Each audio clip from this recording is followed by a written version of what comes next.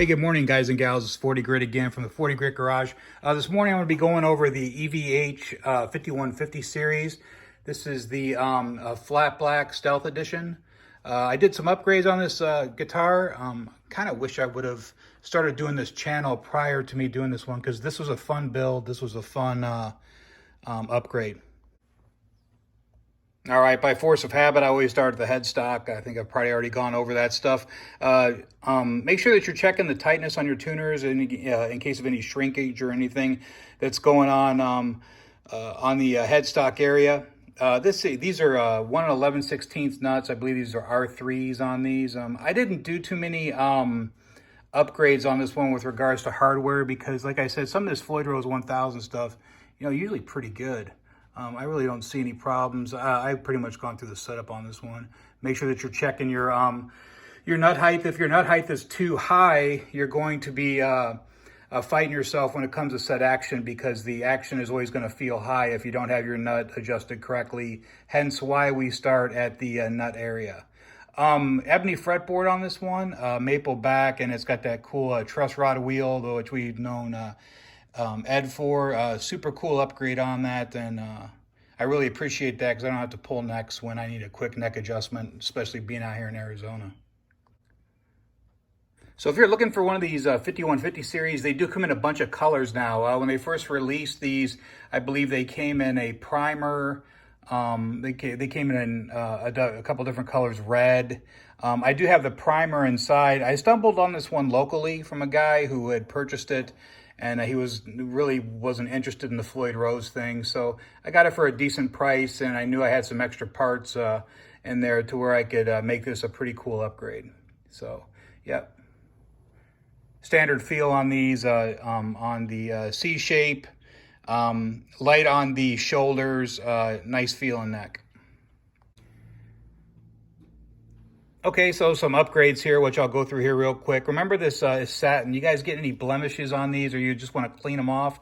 A great solution is always going to be naphtha. During my time at John Sir, we did some frost, and the frost, clean those up before shipping. We used to always hit them with some naphtha, and that would take care of any imperfections on the paint, clean everything up really good.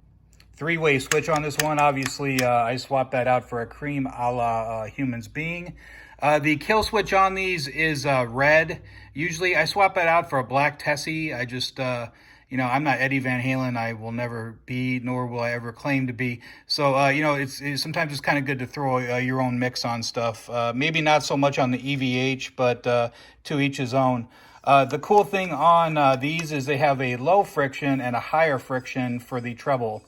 One thing I've noticed on my older Wolfgangs, they're both low friction pots, which in my gigging days, I would take a Wolfgang and it would roll off on the tone, and you start getting muddy, and then you would have to open the tone back up again. So yeah, that's a nice upgrade on those.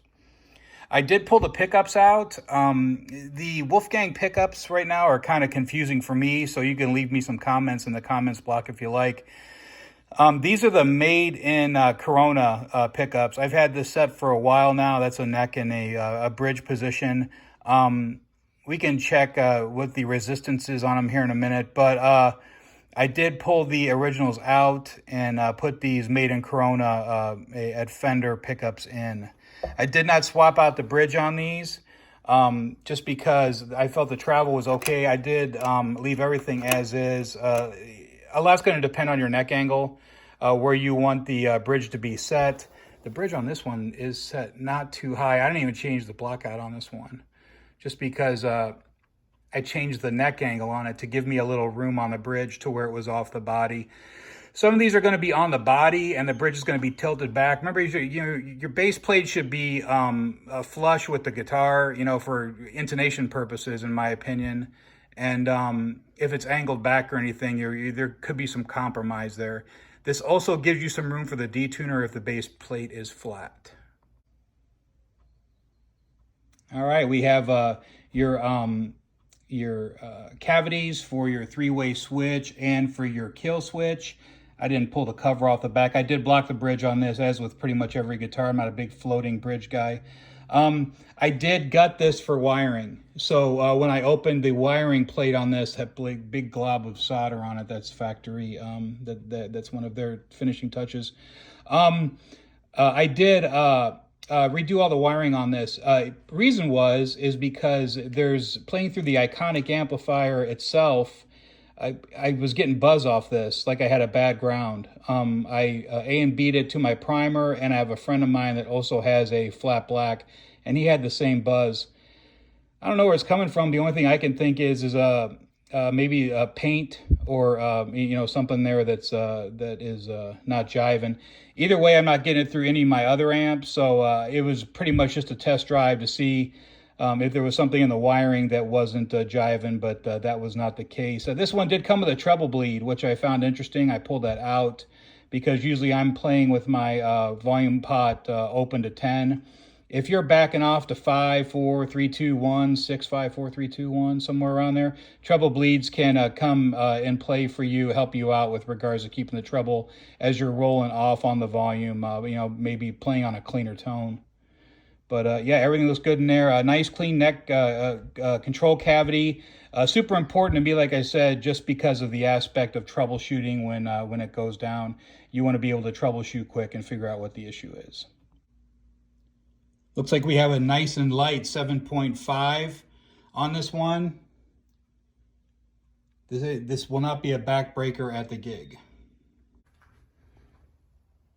One other thing I forgot to mention on this one, the wiring on these, if you go with the newer, they're going to be wired like a Les Paul. So down is going to be your bridge, up is going to be your neck. I've wired all these for basically the Wolfgang style, which is going to be up is going to be your bridge pickup, and down will be the neck pickup, center will be both. Let's take a look at the resistance on these. I'm in the bridge position, so the bridge position is going to be a 14.14K. That's a standard for Ed, and then the neck pickup should be hotter, which it is. The neck pickup is reading 16.1K. Again, these are going to be the USA fender wound. Let's go ahead and tune this one up and see how it's doing. Shout out to Nutric. These silent plugs are just awesome. What these do is you're not going to get the rattle and the screaming coming out of your amplifier with the silent plugs. Those are super cool. So these Peterson HDC tuners are just like the bomb. So nice, good LED. I did have the old HD, which is the orange. They had the orange display. The orange display was good, but the choose your own color surely is nice. Hey guys, thanks for the watch. Appreciate all the subscriptions. New channel, I got a bunch of stuff going here. Got a bunch of ideas I'm throwing around in my head. So just wanted to thank you all for your interest. Thank you for all the views. Pretty cool to see that some people have some interest in this aftermarket stuff. And here after a while, I'm going to start doing some tear aparts, and we'll go over wiring and some cool stuff like that.